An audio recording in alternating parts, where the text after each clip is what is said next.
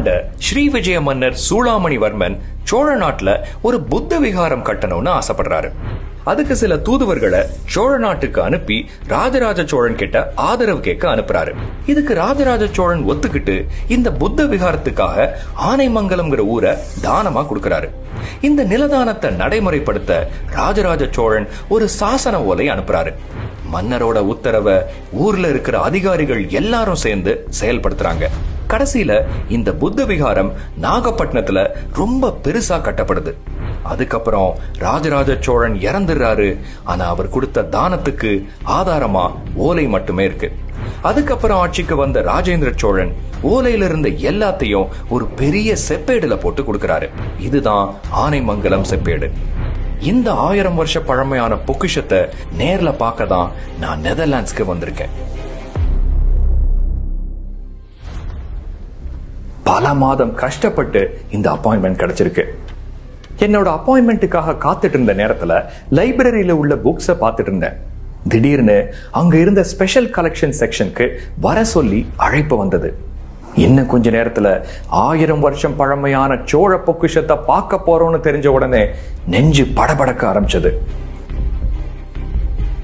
ஒரு டேபிள்ல அந்த பிரம்மாண்ட பொக்கிஷத்தை எனக்காக தயாரா வச்சிருந்தாங்க.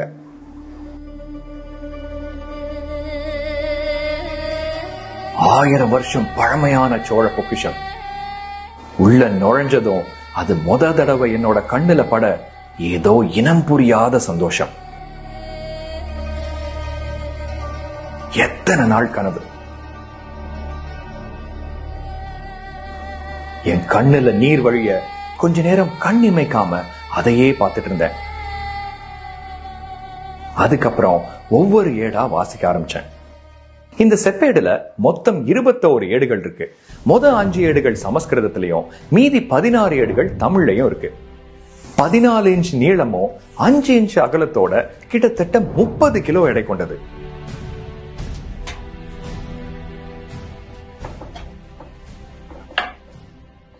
எல்லா ஏடுலையும் சைடுல ஓட்ட போட்டு ஒரு பெரிய வளையத்துல கோர்க்கப்பட்டிருக்கு.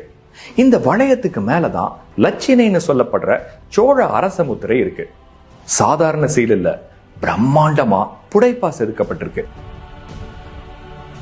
இத பார்த்த உடனே புலி கண்ணுல பட்டிருக்கோம். ஆனா இது போக இன்னும் நிறைய இருக்கு. ஒவ்வொன்னா பார்ப்போம். புலி சோழர்களோட சின்னத்தை குறிக்குது.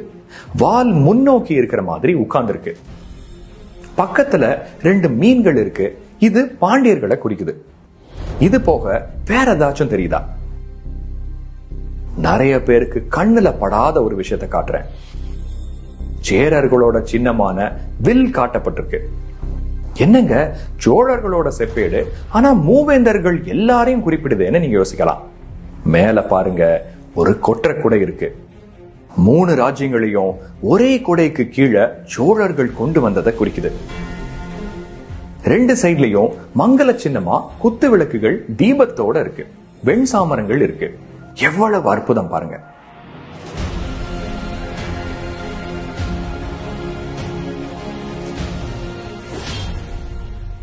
இப்போ இது எல்லாத்தையும் சுத்தி ஏதோ எழுத்துக்கள் இருக்கிற மாதிரி தெரியுதா? இது என்னதுன்னு பாப்போம். ராஜத் ராஜன்ய மகுட ஸ்ரேணி ரத்னேஷு சாசனம் ஏதத் ராஜேந்திர சோழஸ்ய பரகேசரி வர்மணக. இது முழுக்க முழுக்க கிரந்தத்துல எழுதியிருக்கு. ராஜத் ராஜன்ய மகுட ஸ்ரேணி ரத்னேஷு சாசனம் ஏதத் ராஜேந்திர சோழஸ்ய பரகேசரி வர்மணக. இதுல என்ன சொல்றாங்கன்னா, அரசர்களோட மகுடங்கள்ல ரத்னமா திகழக்கூடிய இந்த சாசனம் பரகேசரி வர்மனான ராஜேந்திர சோழனோடது.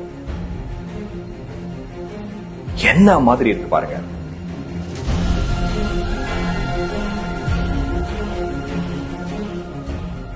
மாமன்னர் ராஜேந்திர சோழனோட அரச முத்திரை.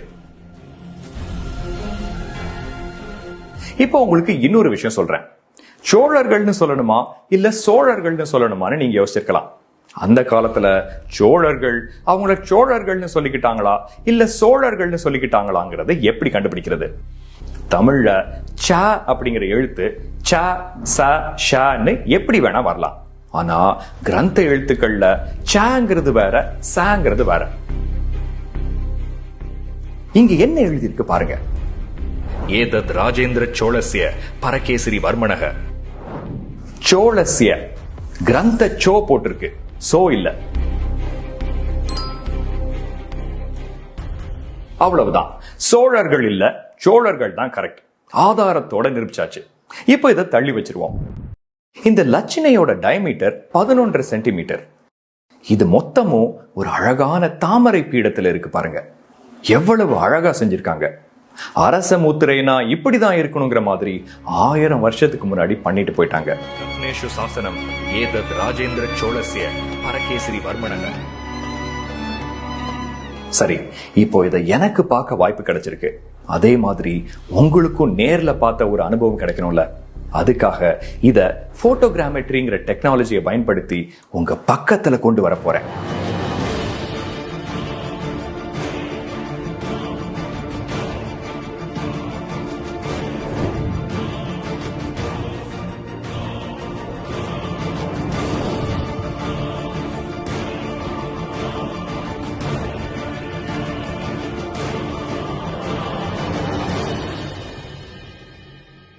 ராஜேந்திர சோழன் கைப்பட கொடுத்த 1000 வருஷ பொக்கிஷம் உங்க கண்ணு முன்னால.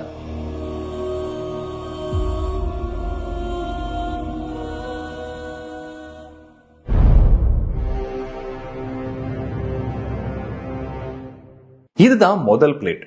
சமஸ்கிருதத்தில் இருக்கு, கிரந்தம் ஸ்கிரிப்ட்ல எழுதப்பட்டிருக்கு.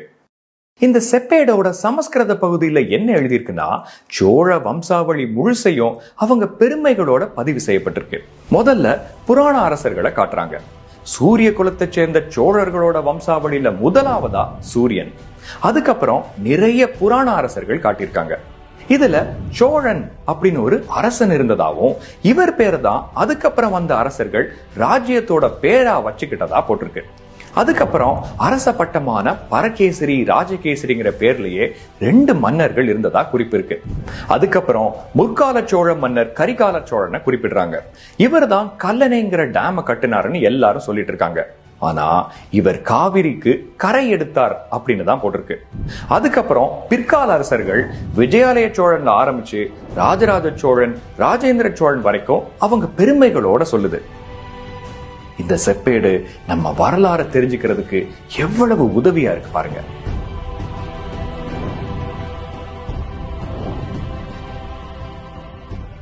We want to make sure that there is good relationship between the Chola kingdom and also the Southeast Asian kingdom.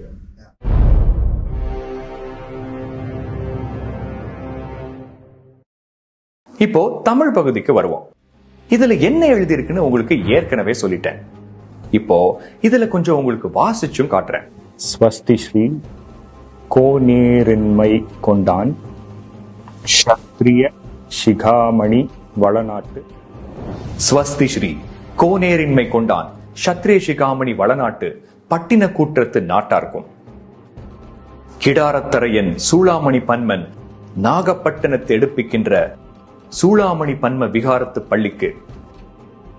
இங்க பாருங்க, ஆனைமங்கலம்னு போட்டிருக்கு. இதுல ராஜராஜ சோழனோட மெய்கீர்த்தி போட்டிருக்கு. திருமகள் போல பெருநில செல்வியும் தனக்கே உரிமை போண்டமை மனக்கொள. எவ்வளவோ விஷயம் பார்த்துட்டோம். ஆனா நம்ம ஆனைமங்கலம் செப்பேடு இங்க எப்படி வந்துச்சு?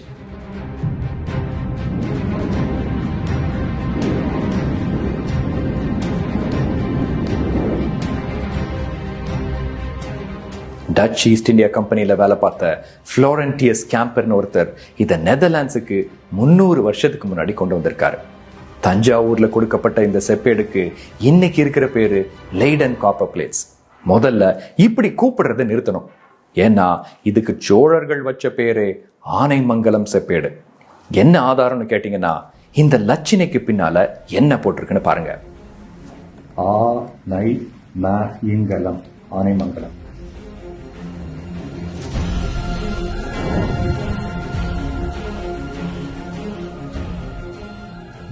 சரி, ஆனைமங்கலம் செப்பேடுகள் பத்தி முழுசா சொல்லிட்டேன், காட்டிட்டேன். இப்போ ஒரு பெரிய ட்விஸ்ட் இருக்கு. லெய்டன்ல சோழர் செப்பேடுகள் 1 இல்ல 2 இருக்கு. என்னது 2? என்னங்க சொல்றீங்கன்னு கேக்குறீங்களா? ஆனைமங்கலம் செப்பேடு வழங்கப்பட்டு கிட்டத்தட்ட 75 வருஷத்துக்கு அப்புறம் சோழ நாட்டை குலோத்துங்க சோழன் ஆட்சி பண்றாரு. அப்போ கடாரத்தரசரோட தூதுவர்கள் 2 பேரு அவரை பார்க்க வர்றாங்க. விகாரத்துக்கு கொடுக்கப்பட்ட நிபந்தம் நடுவுல இருக்கிற காணியாளர்கள்னால தடைப்படுது. அதனால அவங்கள நீக்கி நாங்களே அதை நிர்வகிக்க உத்தரவு கொடுக்கணும்னு கேக்குறாங்க. அதுக்கு அவர் ஒத்துக்கிட்டு புதிய செப்பேடு வழங்குறார். எதுவும் இங்க பாதுகாக்கப்படுது. இதுக்கு பேரு லெய்டன் ஸ்மாலர் பிளேட்ஸ். குலோத்துங்க சோழனோட அரச முத்திரையோட இருக்கு.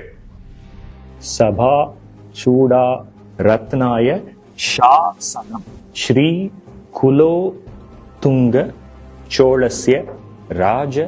வெறும் 3 பிளேட்ஸ் மட்டுமே இருக்கு. ஆனா எல்லாமே தமிழ்ல இருக்கு.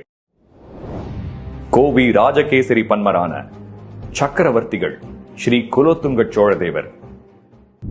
இவ்வளவு நேரத்துல என்னோட எக்ஸைட்மெண்ட் கொஞ்சம் கூட தணியல.